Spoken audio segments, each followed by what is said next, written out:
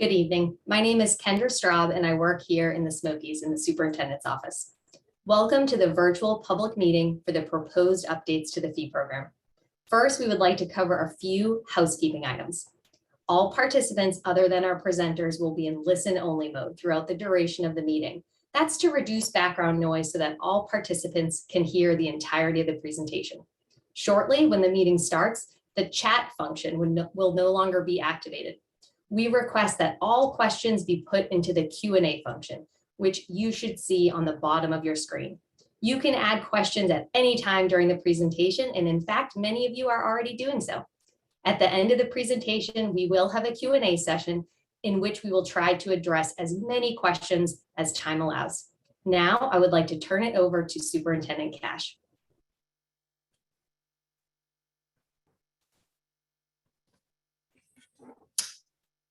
Hi, good afternoon. As introduced, I'm Cassius Cash, the superintendent here at the Great Smoky Mountains National Park.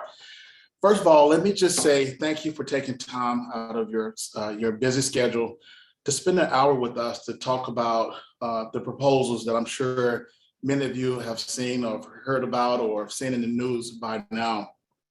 We're going to talk about that in depth, and as the moderator said, that we're going to have questions and answers. One of the things that my staff and I decided that if this proposal goes forward, we want to make sure that we get it right. And we feel that talking with you and having the discussions and really laying the proposals out to you ensures that we do that. Now, as we know that this is the most visited national park in the country, and we're very, very proud of that. And we honor that privilege to be able to serve the millions of people that come to this park year in and year out. 14.1 million people, that's 57% increase in visitation over the last 10 years. Now, what that means to me is a couple of good things.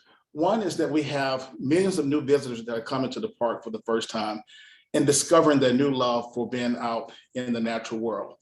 Two, it shows to me that this park continues to grow as an economic engine for this community, the surrounding gateway communities.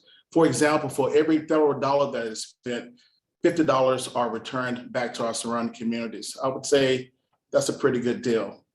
And then the third one, which really strikes at the core mission of the National Park Service, with this many visitors, it says to me that the National Park Service, and particularly the Smokies, is going to be relevant for the next generation.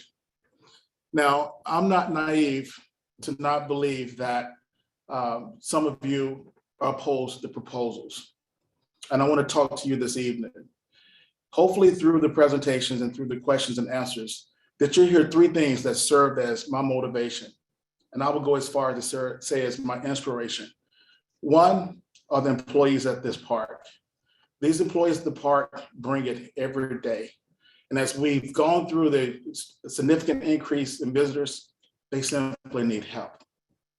Two is that this park, the second thing I thought about was the visitor services and experiences. To me, that equates to memories. It's the memories that have kept people and generations of people to keep coming back to this park year after year after year. And third, which is part of the Park Service mission, is to ensure that we keep these cultural resources, these natural resources, administrative buildings intact, so that the young people that are enjoying this park today, when they bring their kids back, that it'll still be there for them the way that we're enjoying it today. So I look forward to having some robust dialogue with you and having questions and answers that we're going to address this evening. I'm going to turn it over now to Dana Soren, which serves as my chief of staff. And I want to say, I'm going to embarrass her, but I want to say that she's extended a lot of tireless hours on these proposals and a lot of leadership. So with that being said, I'm going to turn it over to you, Dana. Thank you, and good evening, everyone. Give me just a minute and I'm gonna share my screen so we can share some of this information in a little more detail for you. And Superintendent Cash introduced me. I'm Dana Soen, and I have served in Great Smoky Mountains National Park for 32 years. So I am very invested in this park, and I'm very invested in this community. And that's not unlike many of you who are with us tonight. And we've heard from you. We've heard a lot of comments and questions over the last week since we launched the announcement about the Park It Forward program. And one of the things that's a really good news about that is that there's so much common ground. Everyone agrees that this park needs more resources and that it's critically important that it's preserved so that the next generation of users, like all of us, can enjoy it the same way we do today. And that's what drives us. There's been a couple of questions that we've had repeatedly. One of them is, why now? And one of them is, how and when did the Smokies history provide for this? What's the history about fees in the Smokies, creation of the park? And so before we dive into the proposal details, I just want to touch on addressing those couple of questions. And I'm hoping my screen is sharing now. Okay, I'm getting a thumbs up that it's out there. And I'm going to go ahead then and just dive in to start to that why now question. This park provides incredible experiences, and it's our mission as the employees to provide those experiences in a way that leaves this park preserved. And behind the scenes of every one of these experiences that you see on my screen is an enormous body of work that for most people, you wouldn't even notice it. We're protecting water quality so we can support those high quality fisheries. We are doing lots of trail maintenance on the 850 miles of trails, and we're making sure that we're maintaining 384 miles of roadways in this park for scenic motorist experiences. And we're operating custodial services and trash removal, emergency services, and we're operating 27 different wastewater systems in this park and providing clean drinking water, all in a 500,000 acre wilderness setting. It takes an enormous amount of services to make sure we're providing those great visitor experiences. And with 14.1 million visits, our staff are strained to provide this care, and our facilities and our resources are strained. And for years, we've been applying a lot of Band-Aid fixes to meet our needs. We've shifted our donation dollars to support operational needs. We've chased grant monies. We've chased project dollars. But with this extreme demand for visitor services in our park and the use, we simply can't meet the needs without drastically cutting services or access to the park.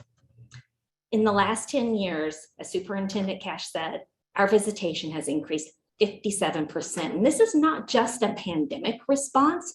We've been feeling this strain from extreme rises in visitation for years.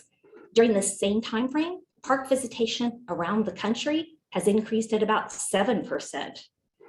And while we're not the only park that's experiencing high visitation, I can tell you it's just on a different scale here in the Smokies. So in this slide, you're seeing the top 10 most visited national parks in 2021. And you can see that the Smokies visitation is triple or more the visitation in these other parks. And another way to look at it is that if you took all the visitors who went to Yellowstone and Grand Canyon and Yosemite, Everglades, Petrified Forest combined last year, that's the same number of visitors that we supported right here in the Smokies with a fraction of the support. And if you take a look at the amount of funding that we have per visitor, you can see it's well below the average. And we believe that the Smokies visitors deserve more and that our staff deserve more resources to care for this really amazing place. With our current revenue to balance our budgets, we've had to reduce our law enforcement staffing by 18% and our maintenance staff by 32%, all at a time when we need them more than ever before. And so we are at a crossroads, and our Park It Forward program asks that visitors, like they do at all other national parks, start to financially contribute to the care of the resources and the experiences that they have come here to enjoy. And so now we're going to jump in to the Smokies history of how and when fees can be charged. This is the how. So national parks get funding for operations in several different ways. First, there's the base funding, and that's represented here in orange. And that comes from the federal government or our tax dollars. And it's just simply not enough to support our current operations or operations in any other national park. And Congress recognized this long ago, and they provided these other funding tools and authorities for parks to charge user fees, which they felt was more appropriate than providing more tax dollar revenue to support parks. So let's just take a closer look at the fee funding. And you can see in the Smokies that our fee revenue is relatively small, about $3 million that we receive for our campground fee revenues. The average fee revenue of parks our same complexity and size is $22 million a year. That's more than our base budget. And most of these parks also have a robust concession program, and that provides revenue from lodging and restaurants. Again, in the Smokies, we have a very small concessions program by design. Those services are primarily outside the park to provide that economic benefit that Superintendent Cash spoke about. At other parks, on average, they receive about $15 million in concessions revenue, that other flexible spending to help meet their operational needs. And then the last source is donation dollars. The Smokies has an incredible philanthropic body of support with Friends of the Smokies and Great Smoky Mountains Association. And when both of those organizations were formed, their intent was to provide a margin of excellence and to support signature projects. But unfortunately, we've had to rely on them over the last decade just to meet operational needs. Their funds are being used for seasonals, for custodial services, and to pay for utilities in the park.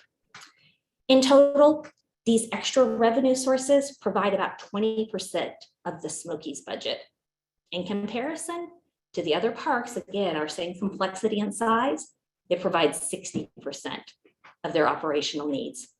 So this is a little bit of the background of the how parks increase revenue, including the Smokies.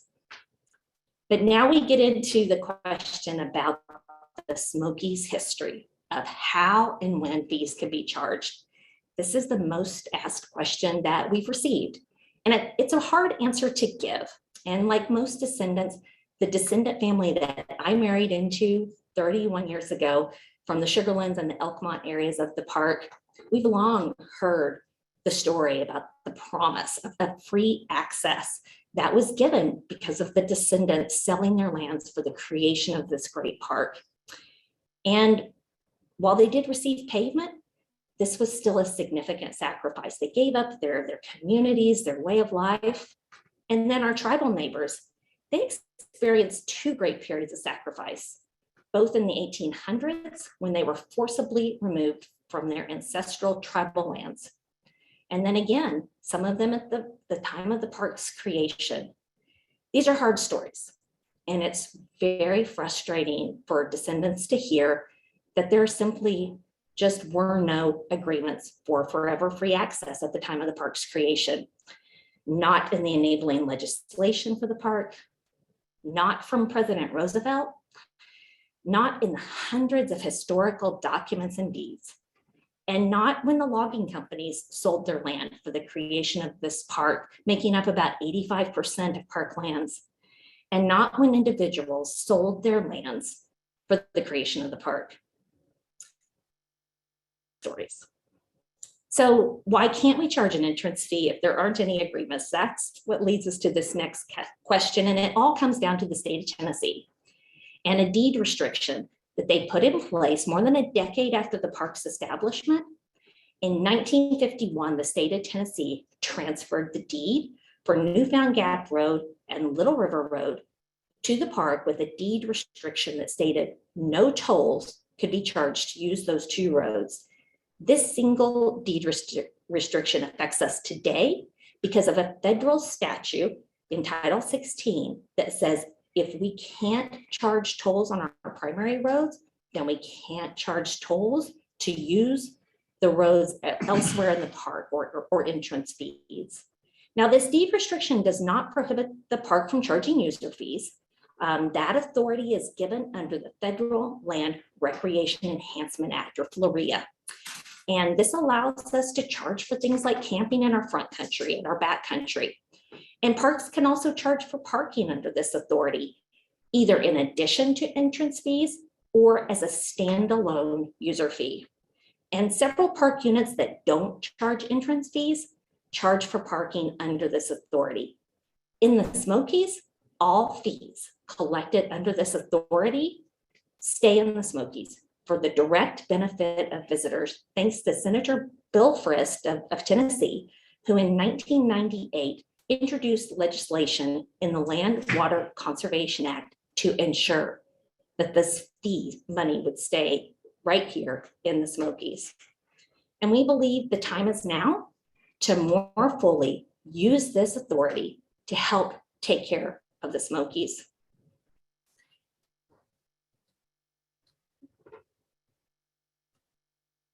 Through the proposed Park It Forward program, we would charge a modest fee for parking under FLREA. In the Smokies, the program would work pretty much like it does on a university campus, where you can tour the campus by car and you don't need a parking tag. But if you park on campus to attend a class, go to a ball game, go to the library, then you better have a tag. In the park, it would work very similarly. You can tour the park by car, you can enjoy a scenic drive, you can commute through the park. But if you park to use facilities, the trails, the picnic areas, then we would be asking that you now help contribute to the care of those resources. So again, the tags would not be required for simply enjoying a scenic drive. Park roads would remain toll-free, and there would continue to be no charge to enter the park. Compliance for the parking tag program would consist of several tools. Building awareness is one of the greatest tools we have to work towards compliance of something so new in a park that's nearly 90 years old. This change will take time. We want to be able to provide ample opportunities for people to learn about the tags, to be able to understand where they can get them and how to use them. And staff funded through this program would not only be checking for that compliance, but also providing just traditional ranger guidance out in the field. And that's something that we've heard again and again from our visitors is they want to see more rangers out in the field, helping them where they are. So as a part of the compliance program, these staff can provide courtesy reminders, or law enforcement staff have the discretion to provide courtesy reminders. Similarly to if you're camping, you leave your cooler out and then you have a food violation, get a little courtesy reminder. That's one piece. There's also verbal warnings and written warnings, and they do have the authority to issue citations. But again, we know it's going to take time. And our law enforcement rangers will exercise discretion just like they do across the park. Just recognizing that growing awareness will take months, maybe years, as we grow this program.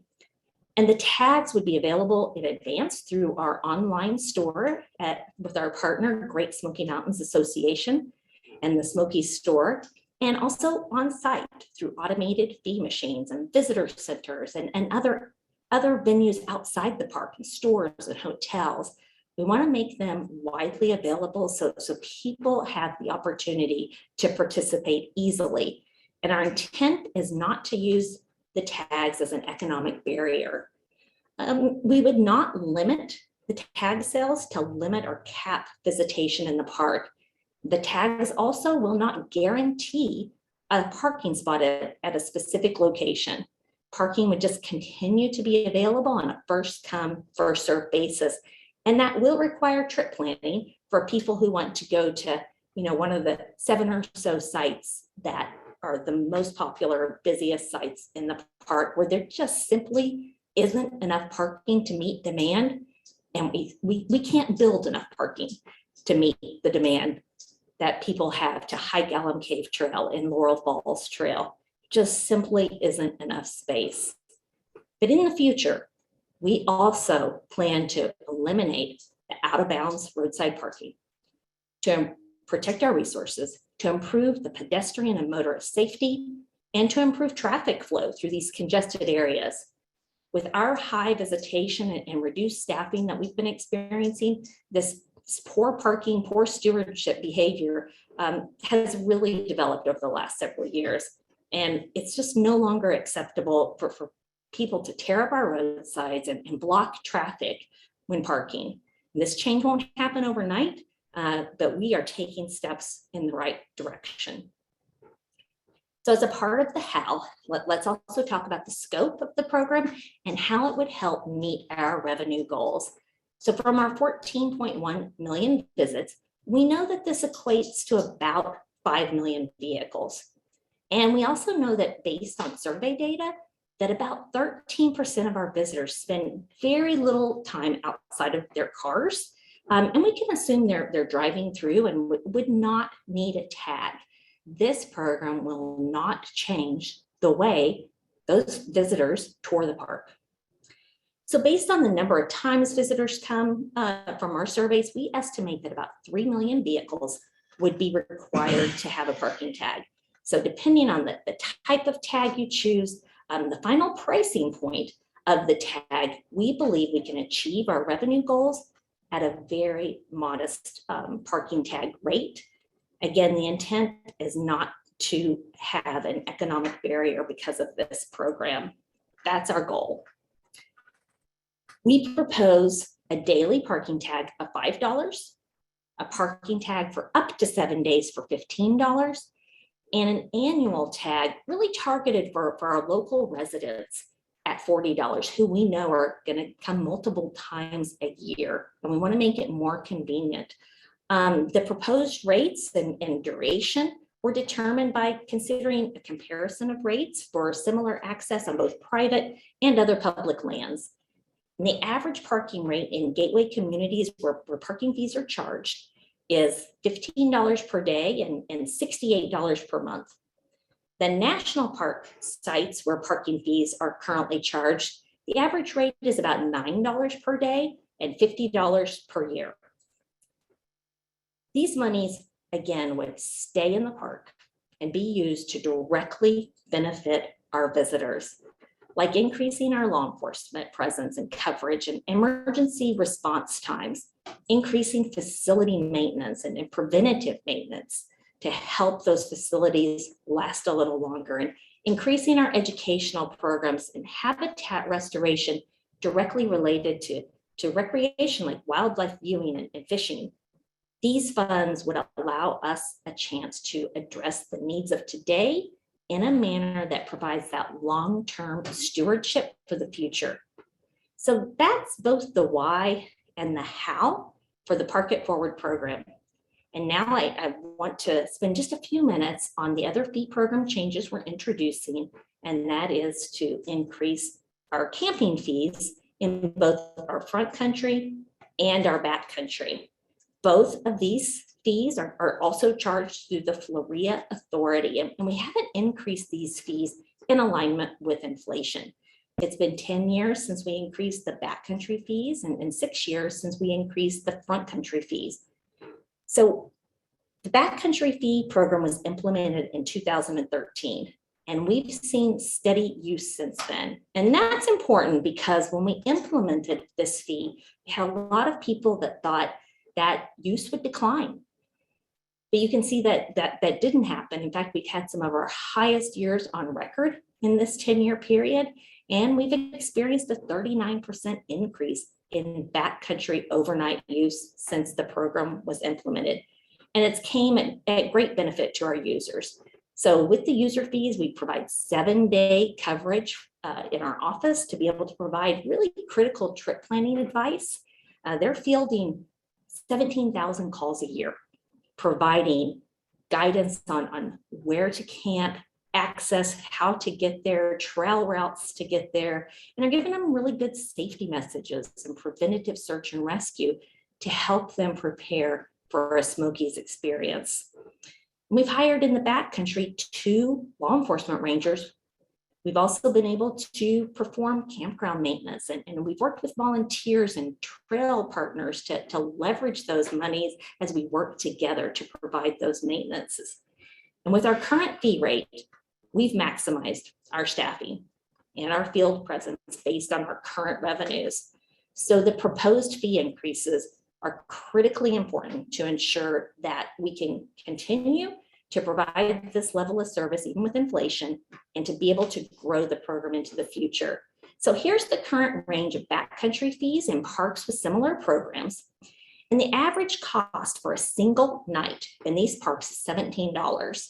Now, most of these parks charge an additional reservation fee per permit, which has already been factored in. And we are not proposing in the Smokies to charge a reservation fee. Our current rate in the Smokies is $4 per person per night, which is well below the average, as you can see. And we're proposing to raise this rate to $8. And while still below the average, we believe our proposed rate is reasonable to meet our program needs. So again, we propose raising that per person per night fee from $4 to $8. And then the maximum permit rate for a 7-night permit per person from $20 to $40. In comparison, the average maximum permit for a 7-night permit per person is $54.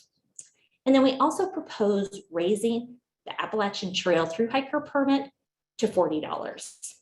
And these increases will again allow us to appropriately continue to increase our services.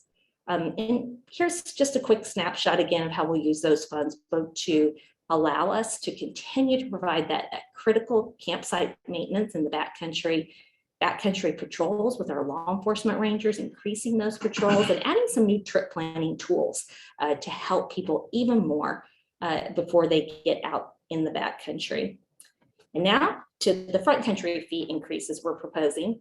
For this assessment, we based the proposed fees on our operational needs and then also the comparability rates with facilities neighboring the park that offer similar services. As you can imagine, that can be tough as our sites are pretty primitive, but we were able to, again, base it on like campgrounds outside the park. So we propose raising our family campground rates to $30 for standard sites, $36 for sites with electrical hookups. And we propose increasing our group camps, our horse camps, and our picnic pavilions by between 20 and 30%, just depending on the size, the capacity of the sites, and the location.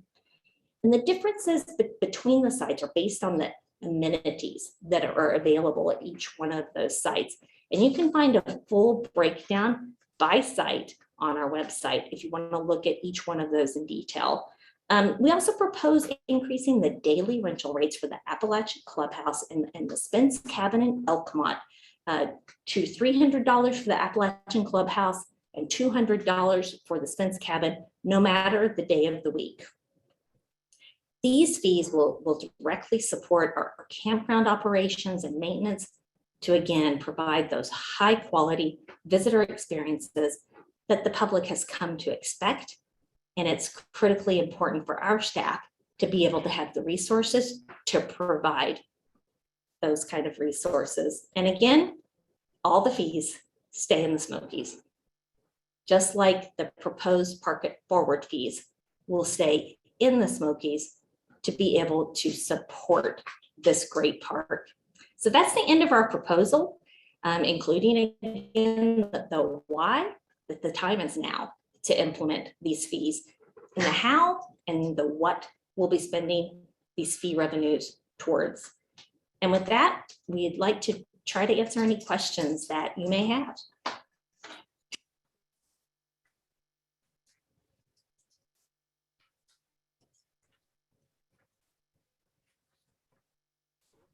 We have had a lot of engagement in our Q&A, and we are so grateful for all of that.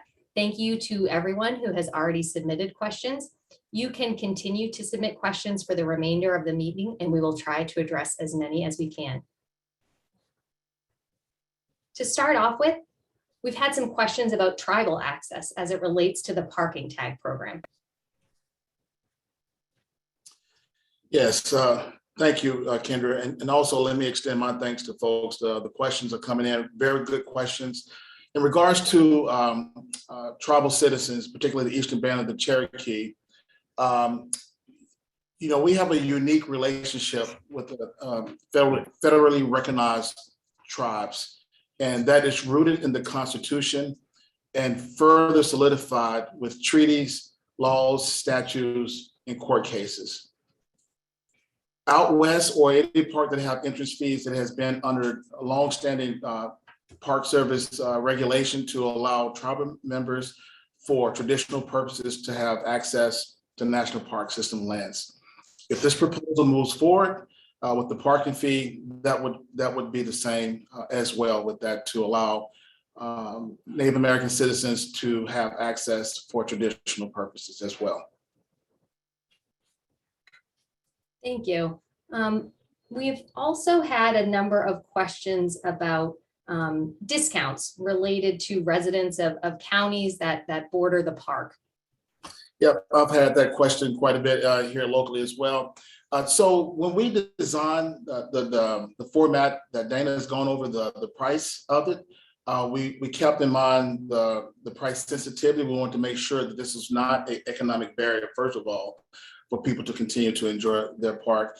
And then we added the feature for the annual pass, and that's specifically identified for locals as well. Being a park that's within an 8-hour drive of half of the United States population, it was imperative that we had an annual pass so that folks that visit the park many times on a yearly basis would continue to have that access. So we built the annual pass specifically for the residents.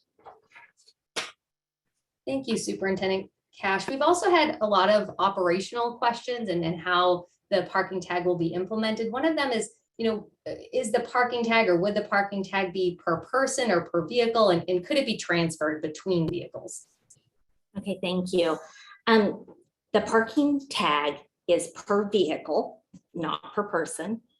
And the implementation of how we will apply, whether it applies to 2 cars in a household or 1 car in a household, those are some of the implementation issues that we're working through right now. And we do appreciate your input to see what best meets your needs. I can tell you that as we've talked about it, we know there are some compliance challenges that come along with having one tag be transferable to more than 1 car, especially in a park without the digital connectivity for us to easily check for compliance. But again, we welcome your input. That's exactly the kind of information that will help us make this tag program user-friendly if we move forward with it. So thank you. Thank you. We've also had some questions about entrance fees in the park, and if this parking tag program is sort of an alternative to or a way to get around entrance fees. Yeah, so thank you for that question. So parking fees and entry fees are both allowed under FLORIA.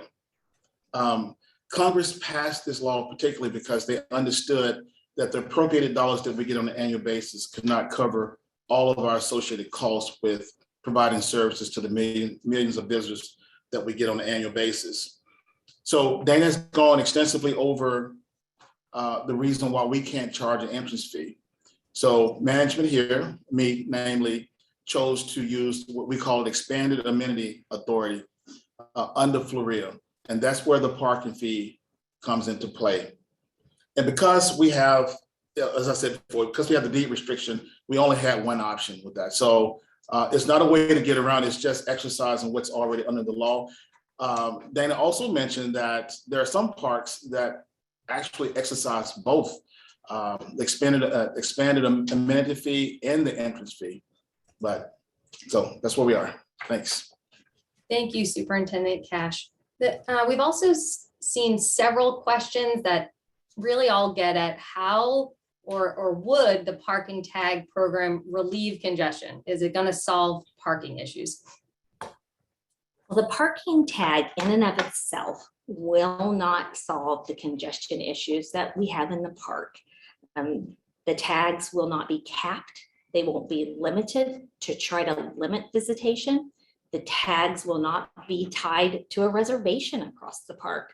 So the tag in and of itself will not help us solve the congestion. But the revenues that we generate through the Smokies, Park It Forward program will now give us the resources to continue to try to implement some of the congestion management strategies that we started piloting at, again, the park's busiest sites. So there's not one kind of like silver bullet that helps us look at each situation to manage congestion in all the same ways. But I can tell you that that's something that we have a team that is also addressing and looking at sources to help us solve those really complex challenges across the park. Thank you. We've also received a number of questions about whether or not there would be some sort of discount for Interagency America the Beautiful passes. So the America the Beautiful passes give discounts specifically for entrance fees. That's the way the policy is written. It's the authority that is given to provide those discounts. But that is something that our implementation team is looking very carefully at now to see if there's a possibility to use the America Beautiful passes, specifically the access passes. That's the one that's provided for permanently disabled people. And then also the senior passes. Those two passes in particular, we know that we are able to apply to discounts in our camping program under FLORIA. So specifically, we're looking at those, but also at the other pass types. And again, we welcome your input as we try to look at that a little bit closer. Thank you. We've had a number of folks just kind of wondering whether there's a concern or consideration for the parking tag program reducing the ability of low-income visitors to access park facilities. So good question. So our intent is not to have these parking passes serve as a barrier to them enjoying the national park.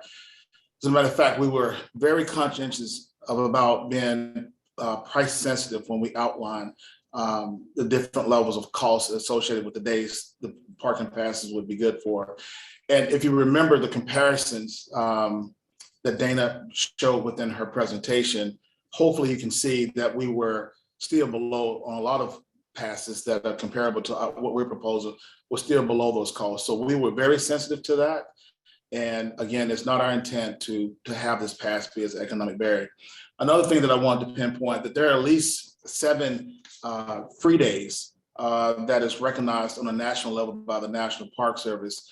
And we intend to have those free days associated with our parking pass, and through collaboration with local communities, if we feel there is 1 or 2, maybe more that we need to have in this park, based on that sensitivity, then those are conversations we can have with our local leaders here if we feel that is necessary. So, thank you.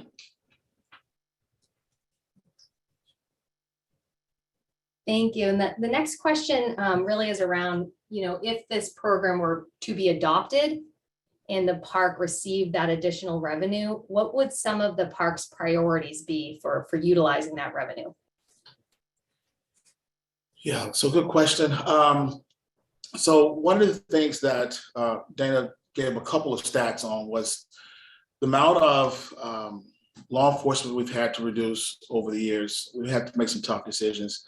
And the amount of maintenance staff that we've had to reduce as well over the last couple of years. Those are our largest 2 divisions within the park. And because of that, when we've had to make the books balance, we've had to make some tough decisions with that. Now, I say this facetiously, but when I get fan mail about things that we can do better, they're usually associated with those 2 divisions. And so when it comes to prioritization, I'm going to be looking very hard at those 2 divisions to make sure that we can have more rotations on bathroom cleaning, that we can have more rotations on trash pickup, that we can have more law enforcement officers to respond readily when someone is in need in the backcountry. So there's a whole list of things in those two divisions particularly that I really want to have prioritized as my top priority. I do want to underscore that there are other divisions here that serve a critical purpose in making sure that this park stays intact. But when it comes to these particular dollars, I want to focus on those. And then one last point is that Dana talked about the scope of this project.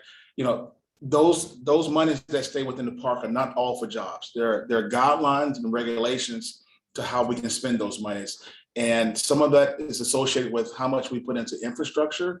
And it does allow us to have some staffing needs being met that are catered towards visitor services. So we intend to expand as much as possible on all those percentages of where we can spend those monies that are generated from the parking pass if this proposal moves forward.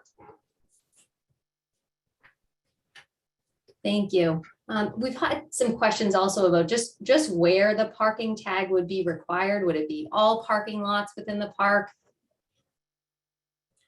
Yeah, so the parking tag will be required in any parking lot, any designated parking spot across the park. So whether you're hiking in Abrams Creek, you're having a picnic at Balsam Mountain, or you're in Cataloochee touring the historic cabins, we feel like this appropriately applies the same tool for visitors to be able to help provide for the care of those resources, no matter where they are in the park.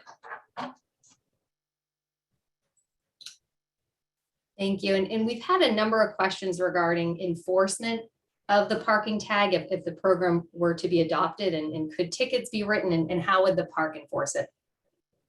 Yeah, I think this is a portion of the presentation that Dana talked about. And I just want to reiterate that if this proposal moves forward with us having parking tags, that education is going to be the tip of the spear for us. This park is 88 years old, and there have been generations of folks that have visited here with the understanding that parking tags were not a requirement.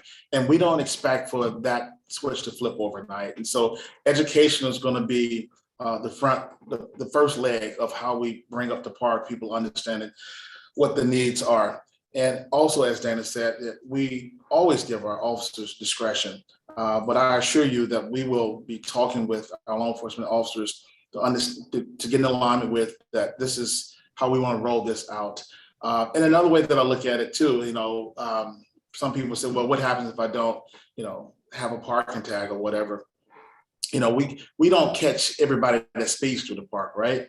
And the same thing would be with parking. Now, that's not encouraging people to not buy tags, but we can only do so much. And we feel education is more of an effective tool of using than citations. Thank you. How much revenue does the park estimate would be collected through the proposed parking tag program? Well, if you start to take the best estimate we possibly can at which type of tag we think visitors, based on past use, might choose, we look at how many visitors we think truly only come once a year and they come one time, and would probably want that $5 tag, or maybe it's just a few times a year they come. And how many visitors do we think, again, based on their visitor patterns over the last several years, would want that up to 7-day tag, and then the annual tag? So when we start to break those down based on the survey data available to us, it's roughly, we believe, about 50% of our visitors would likely want the annual tag. And then, another half would be sort of evenly divided between that daily tag and the weekly tag.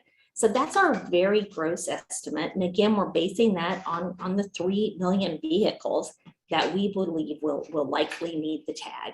So you can imagine just doing some simple math and thinking about growing that compliance over the course of the early years. You can see that we can meet our revenue goals, which our goals now are to try to generate at least $10 to $15 million in sustainable annual funds that can support our operational needs As visitation increases, those funds would appropriately increase.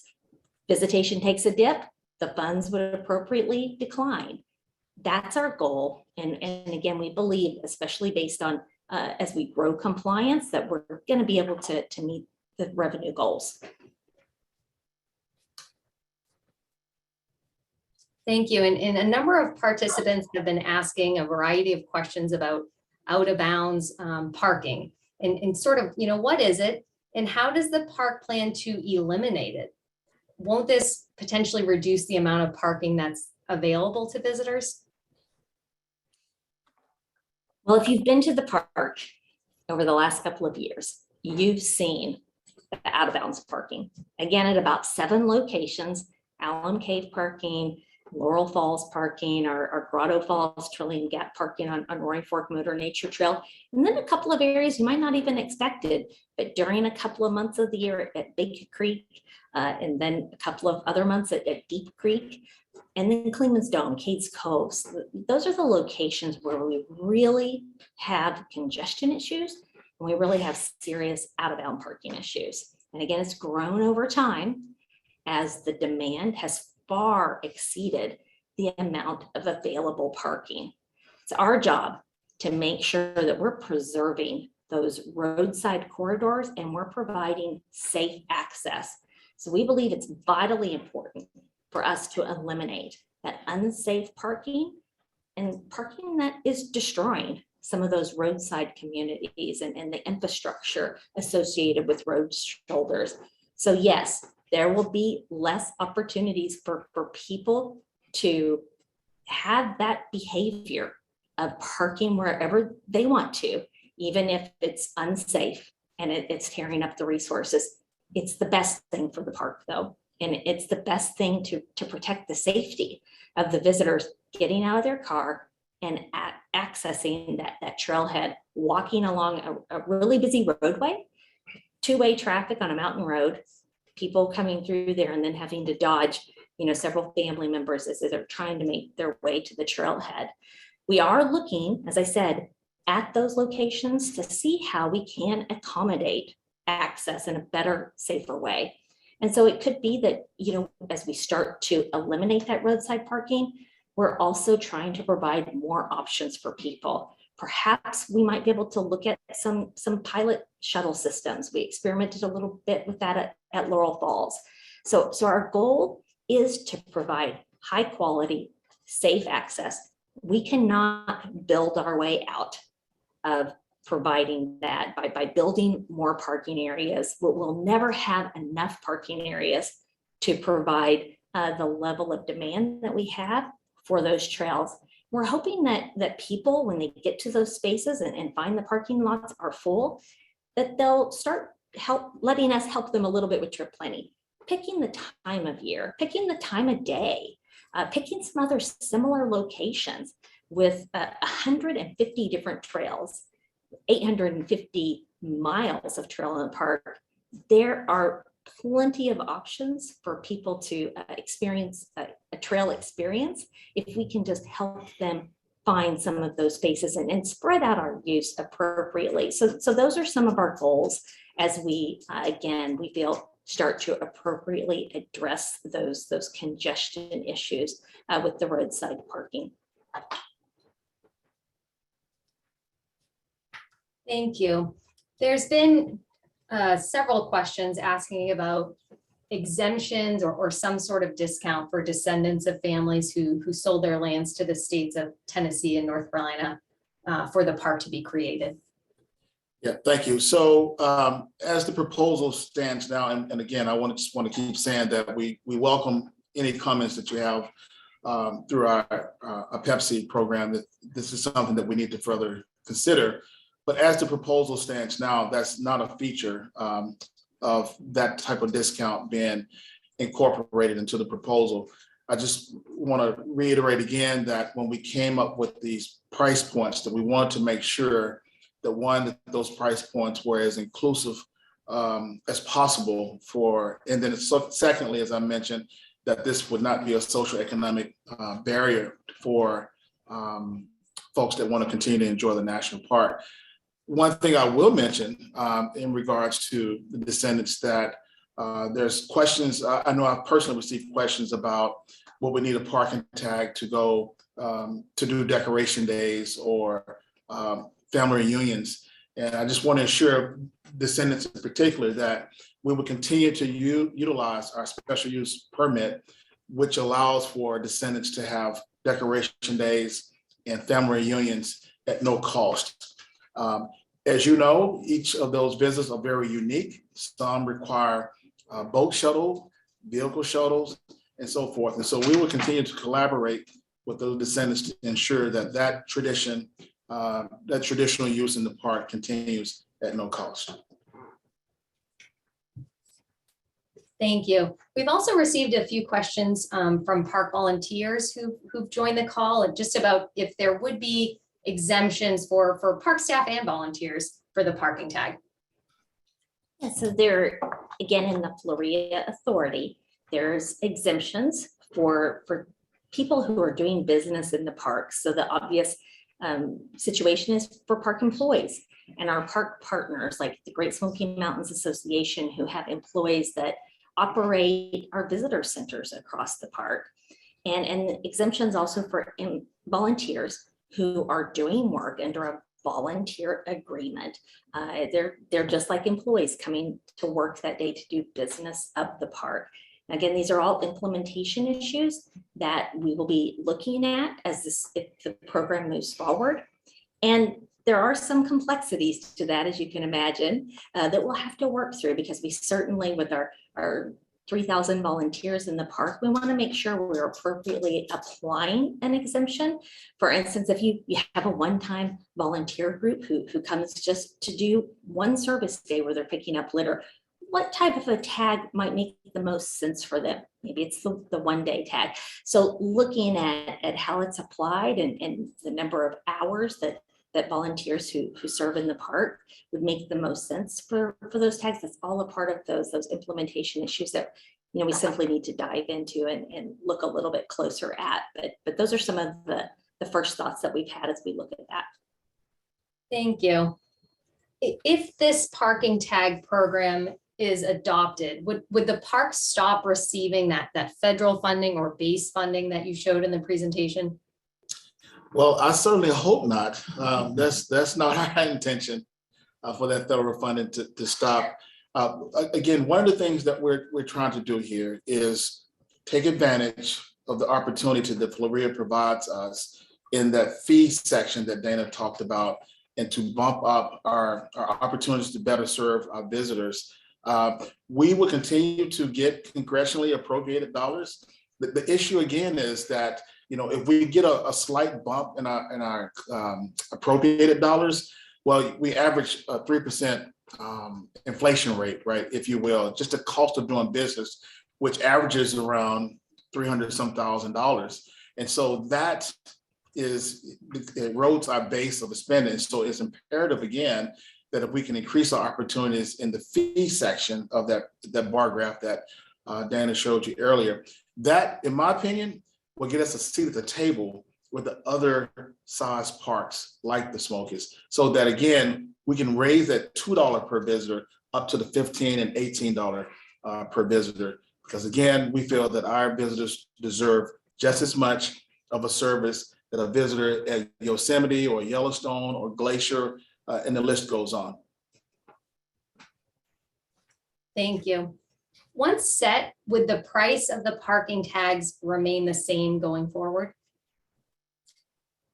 So again, under the Florida Authority, all parks are encouraged to be reviewing their plans annually to make sure that the fees they're charging, campground fees we've talked about, and parking fees under that Florida Authority, are meeting the operational needs appropriately. So they really should be assessed and thoughtfully looked at every year. As you can see, our track record isn't always great at doing that. We haven't raised our campground rates in 6 years. We haven't raised our backcountry rates in 10 years. But the goal is that we are doing thoughtful reviews every year to look at that price point and see if it's still reasonable and feasible. Thank you. As I said, we had a lot of engagement on our question and answer board here, and we have a number of questions we couldn't get to. But I do want to let you know that we have a robust FAQ section on our website, and you can find the link to the Park It Forward program from our homepage. We also want to welcome each and every one of you to provide your feedback about the proposal during the public comment period, which will run through May 7th. The exact information about how to comment through that public comment period can also be found on our website. And at the end of this presentation, we will show this information on the screen for you to jot down. And now I would like to turn it back over to Superintendent Cassius Cash. All right, thank you, Kendra. And I want to thank each of you for, again, giving us your time for this hour to talk about a proposal that we're excited about. And I hope through the presentation that Dana has provided that one is transparent and that the need is clear of what the Smokies need going forward. This park would be 100 years old in 12 years. And so we're trying to make decisions now to ensure that the protection and the preservation of this park is the way we found it, if not better. You know, if you've seen the film that I provided on our website, you will hear me say a statement, something to the fact that the sacrifices, and we've talked about that a little bit tonight, going back from the Eastern Band, the Cherokee Indian to the settlers. And again, I remain so grateful for those sacrifices that have given a lot of families from around the world the memories of being here in the park. But we're at a crossroad, as we talked about, and what we are wanting to do is to shift the weight of those sacrifices of local Tennesseans and North Carolinians that we've talked about, shifting that to the shoulders of the millions of visitors that come to this park for its maintaining in perpetuity. In the Park Service, we're in the forever business, and we feel that with park funding or the parking fees, that ensures that we'll be able to do that in a way that we're proud and that you're proud of the work that we're doing here, so that we can continue to work and generate new visitor experiences along with those visitor service. So I want to thank you and have a good evening.